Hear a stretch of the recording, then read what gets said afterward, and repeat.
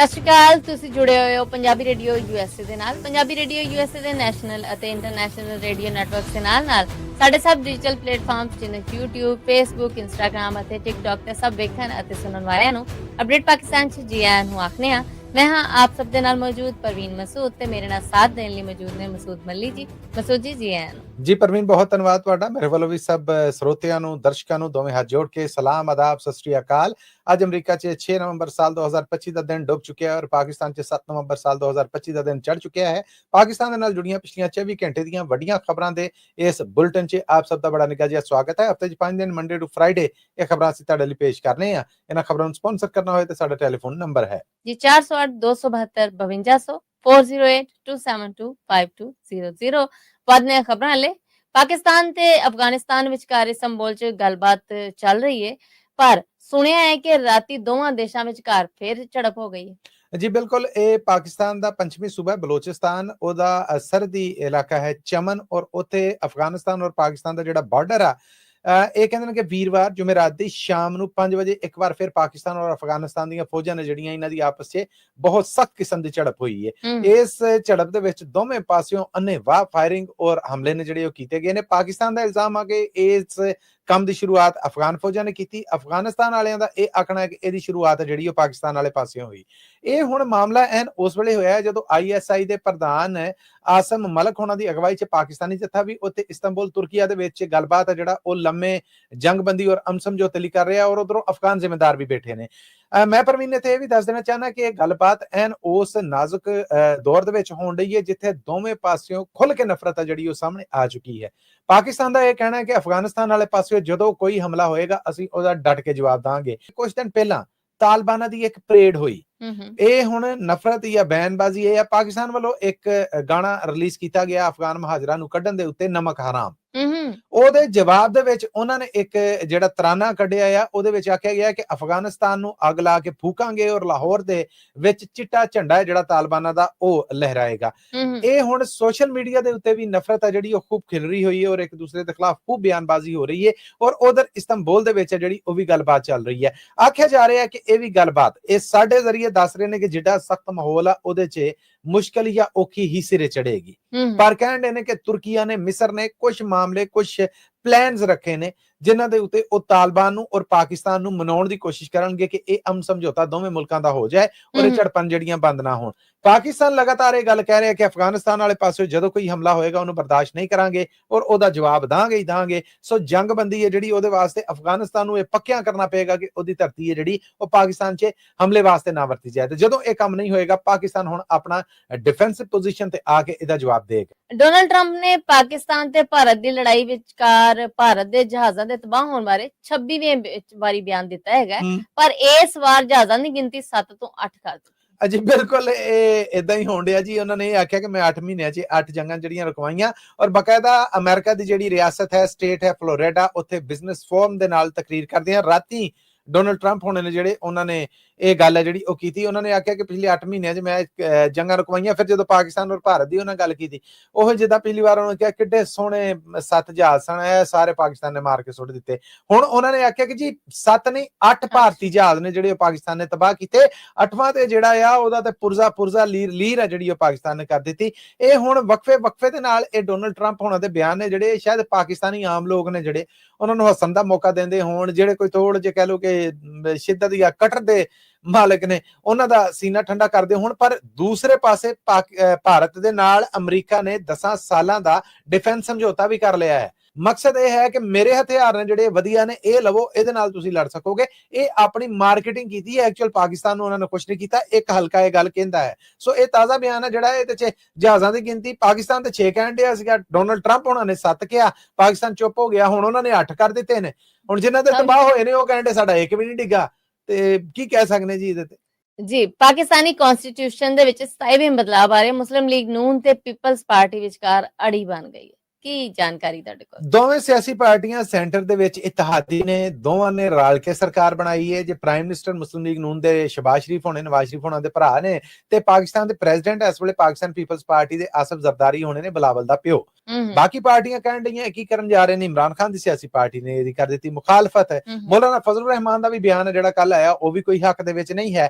ਹੁਣ ਦੋਵੇਂ ਸਿਆਸੀ ਪਾਰਟੀਆਂ ਆਪਸ ਦੇ ਵਿੱਚ ਇਹ ਸ਼ਰਤਾਂ ਜਿਹੜੀਆਂ ਤੈਅ ਕਰਨ ਡੀਆਂ, ਉਹਨਾਂ ਦੇ ਵਿੱਚੋਂ ਹੁਣ ਤੋਂ ਕੁਝ ਚਿਰ ਪਹਿਲਾਂ ਪਾਕਿਸਤਾਨ ਪੀਪਲਸ ਪਾਰਟੀ ਦੇ ਬਿਲਾਵਲ ਹੋਣਾ ਵੱਲੋਂ ਆਪਣੀ ਪੂਰੀ ਪਾਰਟੀ ਦੇ ਵੱਡੇ ਸਰਕੜਵੇਂ ਜਿਹੜੇ ਲੀਡਰ ਨੇ ਉਹਨਾਂ ਨਾਲ ਰਲ ਕੇ ਇੱਕ ਪ੍ਰੈਸ ਕਾਨਫਰੰਸ ਜਿਹੜੀ ਕੀਤੀ ਗਈ। ਉਹਨਾਂ ਆਖਿਆ ਕਿ 27ਵੇਂ ਬਦਲਾਅ ਦੇ ਵਿੱਚ ਸੂਬਿਆਂ ਦੇ ਹਿੱਸੇ ਬਾਰੇ, ਯਾਨੀ ਸੂਬਿਆਂ ਦੇ ਜਿਹੜਾ ਹਿੱਸਾ ਬਣਦਾ ਹੈ ਬਜਟ ਦਾ ਜਾਂ ਰਕਮਾਂ ਦਾ, ਉਹਦੇ ਬਾਰੇ NFC ਫਾਰਮੂਲਾ ਜਿਹੜਾ ਉਹਨੂੰ ਬਦਲਣ ਦਾ ਜਿਹੜਾ ਇੱਕ ਇਹਨਾਂ ਨੇ ਸਲਾਹ ਦਿੱਤੀ ਹੈ, ਅਸੀਂ ਉਹਨੂੰ ਰੱਦ ਕਰਨੇ। ਅਸੀਂ ਉਹਦੇ ਤੇ ਰਾਜ਼ੀ ਨਹੀਂ, ਅਸੀਂ ਉਹਦੇ ਤੇ ਸਹਿਮਤ ਨਹੀਂ। CEC ਤੇ ਫਿਰ ਉਹ ਫੌਜੀ ਪ੍ਰਧਾਨ ਨੇ ਜਿਹੜੇ, ਉਹਨਾਂ ਨੂੰ ਸਾਰੀ ਜ਼ਿੰਦਗੀ ਕਾਨੂੰਨੀ ਹੈਸੀਅਤ ਦੇਣ ਵਾਲੇ, ਉਹਨਾਂ ਨੇ ਆਖਿਆ ਕਿ ਆਰਟੀਕਲ 243 ਹੈ ਜਿਹੜਾ, ਉਹਦੇ ਵਿੱਚ ਅਸੀਂ ਸਾਥ ਦੇ ਸਕਦੇ ਹਾਂ। ਮਤਲਬ ਕਿ ਹੁਣ ਇਹ ਸ਼ਰਤਾਂ ਬਣ ਗਈਆਂ ਨੇ ਕਿ ਅਸੀਂ ਕੁਝ ਤੁਹਾਡੀ ਗੱਲ ਮੰਨਦੇ ਆ, ਤੁਸੀਂ ਕੁਝ ਸਾਡੀ ਗੱਲ ਮੰਨੋ। ਹੁਣ ਇਹ ਦੋਵੇਂ ਜਿਹੜੀਆਂ ਇਤਿਹਾਦੀ ਸਿਆਸੀ ਪਾਰਟੀਆਂ ਜੇ ਕਿਸੇ ਗੱਲ ਤੇ ਅਪੜਨਗੀਆਂ, ਪਹੁੰਚਣਗੀਆਂ, ਤੇ ਉਸ ਤੋਂ ਬਾਅਦ ਮਾਮਲੇ ਨੇ ਫਿਰ ਬਾਕੀ ਸਿਆਸੀ ਪਾਰਟੀਆਂ ਨੂੰ ਦੇਣਗੇ। ਦੋਵੇਂ ਪਾਰਟੀਆਂ ਚਾਹ ਰਹੀਆਂ ਕਿ ਅਸੀਂ ਆਪਸ ਚ ਇੱਕ ਹੋ ਜਾਈਏ, ਤੇ ਫਿਰ ਮਾੜੇ ਮੋਟੇ ਜਿਹੜੇ ਕੋਈ ਘਾਟੇ ਹੈ ਨੇ ਉਹ ਕਿਸੇ ਹੋਰ ਸਿਆਸੀ ਪਾਰਟੀ ਦੀ ਜਿਹਦੀ ਮੰਗ ਮਾਮੂਲੀ ਹੋਏਗੀ ਉਹ ਪੂਰੀਆਂ ਕਰਕੇ ਉਹਨਾਂ ਨਾਲ ਲਾ ਲਾਂਗੇ। ਤੇ ਇਹ ਹੁਣ ਤੈਅ ਹੋ ਗਿਆ ਕਿ ਜਿਹੜਾ ਜ਼ੋਰ ਲੱਗ ਰਿਹਾ ਇਹਦੇ ਨਾਲ ਪਾਕਿਸਤਾਨੀ ਕਨਸਟੀਟਿਊਸ਼ਨ 'ਚ 27ਵਾਂ ਬਦਲਾਅ ਕਰਨਾ। ਤੁਹਾਨੂੰ ਪਤਾ ਹੈ ਅਮਰੀਕਾ ਦਾ ਕਨਸਟੀਟਿਊਸ਼ਨ ਜਦੋਂ ਦਾ ਬਣਿਆ, ਕਹਿੰਦੇ ਕਿ 2-250 ਸਾਲ ਨੇ ਜਿਹੜੇ, ਉਹਨਾਂ 'ਚ ਟੋਟਲ 27 ਵਾਰ ਨੇ ਜਿਹੜੇ ਉਹ ਚੇਂਜਸ ਹੋਏ ਨੇ। ਇਹ ਦੋਵੇਂ ਮੁਲਕ ਨੇ ਜਿਹੜੇ, ਉਹਨਾਂ 'ਚ ਖਾਸ ਕਰ ਪਾਕਿਸਤਾਨ ਹੈ ਜਿਹੜਾ 80 ਸਾਲ ਬਣਿਆ ਨਹੀਂ ਹੋਇਆ, ਤੇ 27ਵਾਂ ਬਦਲਾਅ ਜਿਹੜਾ ਆ ਰਿਹਾ ਤੇ 28ਵੇਂ ਦੀ ਤਿਆਰੀ ਹੁੰਦੀ ਆ। ਤੁਹਾਨੂੰ ਮੈਨੂੰ ਪੁੱਛਣਾ ਹੈ ਜੀ, ਸੁਣਿਆ ਕਿ ਜੇ ਤੁਹਾਡੇ ਪਾਸਪੋਰਟ ਤੇ ਲਹਿੰਦੇ ਪੰਜਾਬ ਦਾ ਪਤਾ ਹੈ, ਤੇ ਪਾਕਿਸਤਾਨ ਦੇ ਸਭ ਤੋਂ ਵੱਡੇ ਕਰਾਚੀ 에ਅਰਪੋਰਟ ਤੋਂ ਪੰਜਾਬ ਵਾਸੀਆਂ ਨੂੰ ਆਫਲੋਡ ਕੀਤਾ ਜਾ ਰਿਹਾ ਹੈ। ਬਹੁਤ ਮੱਛੀ ਪਈ ਜੀ ਇਹ ਖਬਰ ਪਾਕਿਸਤਾਨ 'ਚ ਸੋਸ਼ਲ ਮੀਡੀਆ ਤੇ। ਸਿਰਫ ਇਹ ਨਹੀਂ, ਕਿਸੇ ਨੇ ਉਮਰਾ ਕਰਨ ਜਾਣਾ ਆ, ਪਤਾ ਉਹਦਾ ਲਾਹੌਰ ਦਾ ਹੈ, ਚਲੋ ਕਰਾਚੀਓ ਹੋ ਸਕਦਾ ਟਿਕਟ ਸਸਤੀ ਕਰਾਚੀਓ ਲੱਭਣ ਦੀ ਹੋਏ, ਉਹਨੂੰ ਆਫਲੋਡ ਕਰ ਦੋ। ਪਤਾ ਤੁਹਾਡਾ ਮੁਲਤਾਨ ਦਾ ਹੈ, ਸਾਹੀਵਾਲ ਦਾ ਹੈ, ਬਾਬਲਪੁਰ ਦਾ ਹੈ, ਲਾਹੌਰ ਦੀ ਥਾਂ ਤੁਸੀਂ ਕਰਾਚੀ ਲੰਮਾ ਪੈਂਦਾ, ਪਰ ਲੰਮਾ ਪੈਂਦਾ ਕਰਕੇ ਉੱਥੋਂ ਬਹਿਣ ਲੱਗੇ ਜੇ, ਕਿਉਂ? ਕੋਈ ਤੁਸੀਂ ਜਵਾਬ ਨਹੀਂ, ਤਸੱਲੀ ਬਖਸ਼, ਚਲੋ ਜੀ ਆਫਲੋਡ। ਔਰ ਸਭ ਤੋਂ ਬਹੁਤਾ ਹੋ ਰਿਹਾ ਹੈ ਗਲਫ ਦੇ ਮੁਲਕ, ਯਾਨੀ ਅਰਬ ਮੁਲਕ ਨੇ ਜਿਹੜੇ ਉੱਥੇ ਕੰਮ ਕਰ ਲਈ ਜਾਣ ਵਾਲੇ, ਬਾਕੀ ਸਾਰੇ ਜਿਹੜੇ ਉਹਨਾਂ ਨੂੰ ਇਦਾਂ ਕੀਤਾ ਜਾ ਰਿਹਾ ਹੈ। ਤੀਸਰਾ ਕੰਮ ਇਹ ਹੈ ਕਿ ਕਰਾਚੀ 에ਅਰਪੋਰਟ ਅਥਾਰਟੀ ਔਰ ਜਿਹੜਾ ਫੈਡਰਲ ਇਨਵੈਸਟੀਗੇਸ਼ਨ ਅਥਾਰਟੀ FIA ਦਾ ਮਹਿਕਮਾ ਜਿਹੜਾ, ਉਹ ਇਹਨਾਂ ਸ਼ਾਵਾਂ ਨੂੰ ਰੱਦ ਕਰ ਰਿਹਾ ਹੈ। ਇਹ ਕੰਮ ਕਰਾਚੀ 에ਅਰਪੋਰਟ ਤੇ ਪੂਰੇ ਜ਼ੋਰਾਂ ਦੇ ਨਾਲ ਚੱਲ ਰਿਹਾ ਹੈ। ਹੁਣ ਸਾਰੇ ਕਾਗਜ਼ ਪੱਤਰ ਪੂਰੇ ਹੋਣ ਤੋਂ ਬਾਅਦ ਵੀ ਉਹਨਾਂ ਨੂੰ ਆਫਲੋਡ ਕੀਤਾ ਜਾ ਰਿਹਾ। ਇਹਦੇ ਤੇ ਫਿਰ ਪਾਕਿਸਤਾਨ ਤੋਂ ਜਿਹੜੇ ਹਵਾਬਾਜ਼ੀ ਦੇ ਵਜ਼ੀਰ ਨੇ ਸਾਲਿਕ ਹੁਸੈਨ ਹੋਣੇ, ਉਹਨਾਂ ਨੇ ਆਖਿਆ ਕਿ ਜੀ ਅਸੀਂ ਇਸ ਸ਼ਿਕਾਇਤ ਦਾ ਨੋਟਿਸ ਲੈਣ ਦੇ, ਮੈਂ 에ਅਰਪੋਰਟ ਇੰਤਜ਼ਾਮੀਆ ਜਿਹੜੀ ਉਹ ਇਮੀਗ੍ਰੇਸ਼ਨ ਅਥਾਰਟੀਜ਼ ਨੇ ਜਿਹੜੀਆਂ ਉਹ, ਔਰ FIA ਦੇ ਮਹਿਕਮੇ ਨੂੰ ਵੀ ਕਹਿਤਾ ਹੈ ਕਿ ਜੇ ਕਿਸੇ ਬੰਦੇ ਦੇ ਲੀਗਲ ਕਾਗਜ਼ ਪੱਤਰ ਪੂਰੇ ਨੇ ਤੇ ਉਹ ਭਾਵੇਂ ਜਿਹੜੇ ਮਰਜ਼ੀ 에ਅਰਪੋਰਟ ਤੋਂ ਬਵੇ ਤੇ ਜਿੱਥੇ ਮਰਜ਼ੀ ਜਾਵੇ, ਉਹਨੂੰ ਕਿਉਂ ਆਫਲੋਡ ਕਰ ਰਹੇ ਜੀ? ਔਰ ਇਸ ਕੰਮ ਨੂੰ ਅਸੀਂ ਰੋਕਣਾ ਹੈ। ਸੋ ਇੱਕ ਫੈਡਰਲ ਵਜ਼ੀਰ ਜਿਹਦੀ ਇਹ ਮਿਨਿਸਟਰੀ ਹੈ, ਜਿਹਦੀ ਮਿਨਿਸਟਰੀ ਦੇ ਮਤਹਿਤ ਮਹਿਕਮੇ 'ਚ ਇਹ ਸਭ ਕੁਝ ਹੋਣ ਡਿਆ ਆ, ਉਹਦੇ ਵੱਲੋਂ ਇਹ ਬਿਆਨ ਹੈ ਜਿਹੜਾ ਇਸ ਗੱਲ ਨੂੰ ਬਿਲਕੁਲ ਸੱਚ ਸਾਬਤ ਕਰਦਾ ਹੈ ਕਿ ਕਰਾਚੀ 에ਅਰਪੋਰਟ ਤੇ ਵਾਵਾ ਹੂੰਜ ਆ ਜਿਹੜਾ ਉਹ ਫਿਰਿਆ ਪਿਆ ਆ, ਤੇ ਸਰਕਾਰ ਆ ਜਿਹੜੀ ਉਹ ਸਖਤੀ ਕਰਨ ਦੀ। ਆਖਿਆ ਜਾ ਰਿਹਾ ਕਿ ਆਲਮੀ ਦਬਾਅ ਆ ਪਾਕਿਸਤਾਨ ਤੇ ਕਿ ਆਪਣੇ ਲੋਕਾਂ ਨੂੰ ਕੰਟਰੋਲ ਕਰੋ, ਅਦਰਵਾਈਜ਼ ਅਸੀਂ ਡੀਪੋਰਟ ਕਰਾਂਗੇ। ਤੇ ਉਸ ਡੀਪੋਰਟੇਸ਼ਨ ਦੀ ਜਿਹੜੀ ਬਦਨਾਮੀ ਉਹਦੇ ਤੋਂ ਬਚਣ ਲਈ ਪਾਕਿਸਤਾਨੀ ਸਰਕਾਰ ਆਪ ਆਪਣੇ ਲੋਕਾਂ ਨੂੰ ਆਫਲੋਡ ਕਰ ਰਹੀ ਹੈ, ਬੇਸ਼ੱਕ ਇਸ ਦੇ ਡਾਕੂਮੈਂਟਸ ਪੂਰੇ ਨੇ। ਲਾਹੌਰ ਦੇ ਇਲਾਕੇ ਕਾਨੇ ਤੋਂ ਇੱਕ ਫੌਜ਼ੀਆ ਬੀਬੀ ਨਾਂ ਦੀ ਜ਼ਨਾਨੀ ਗਵਾਚੀ ਸੀ। ਇਸ ਕੇਸ 'ਚ ਆਖਿਆ ਗਿਆ ਜੀ ਬੀਬੀ ਨੂੰ ਜਿਨ੍ਹਾਂ ਨੇ ਚੁੱਕ ਲਿਆ ਤੇ ਜਿਨ੍ਹਾਂ ਨੇ ਚੁੱਕ ਕੇ ਉਹਨੂੰ ਗਾਇਬ ਕਰ ਦਿੱਤਾ ਹੈ। ਲਾਹੌਰ ਹਾਈ ਕੋਰਟ ਨੇ IG ਪੰਜਾਬ ਨੂੰ ਆਖਿਆ ਕਿ ਆਓ ਜੀ ਇੱਧਰ ਤੁਹਾਡੇ ਜਿੰਨ ਕੱਢੀ।